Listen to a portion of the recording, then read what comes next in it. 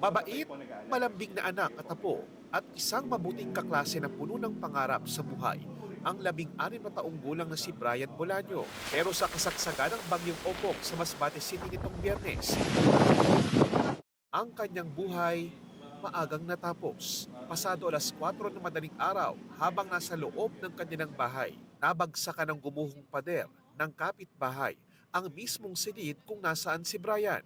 Kwento ng ama ni Brian na isang bumbero mula sa BFP Masbate, malakas man ang bagyo, kampante siyang iwan ng anak at lola ni Brian sa bahay dahil sementado at protektado ang pundasyon nito. Dinala sa ospital si Brian at sinikap i-revive ng mga doktor. Ako mismo, ni-revive ko pa rin yung anak sa sobrang ano ko na hindi ko matanggap.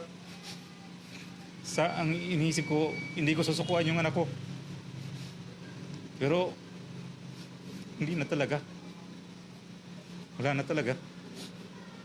Isa si Brian sa siyam na namatay sa probinsya ng Masbate dahil sa bagyong Opong. Hindi bababa sa 10 katao pa ang vine-verify ng PDRRMC ng Masbate kung may direktang kaugnayan ng pagkamatay sa bagyong Opong. Problema pa rin sa probinsya hanggang ngayon ang mga nagtumbahang poste ng linya ng kuryente at mga higanteng punong binali ng malakas na hangin. Wala pa ring maayos at stable na linya ng komunikasyon ayon kay Masbate Governor Richard Ko. Nabanggit ng Masbate Electric Cooperative na posibleng abutin ng 1 buwan bago tuluyang maayos ang supply ng kuryente sa buong probinsya. Nangako raw ang Department of Energy na tutulong sa lalong madaling panahon para mas mapabilis ito. Nagsabi na rin daw ang mga nangungunang telcos na puspusan ang kanilang pagsasaayos ng signal. Isa sa mga pangunahing problema ng mga taga-Masbate ngayon ay pagkain at tubig. Naiparating na raw ang first batch ng deliveries ng pagkain at tubig at dadalhin na ang mga susunod na batch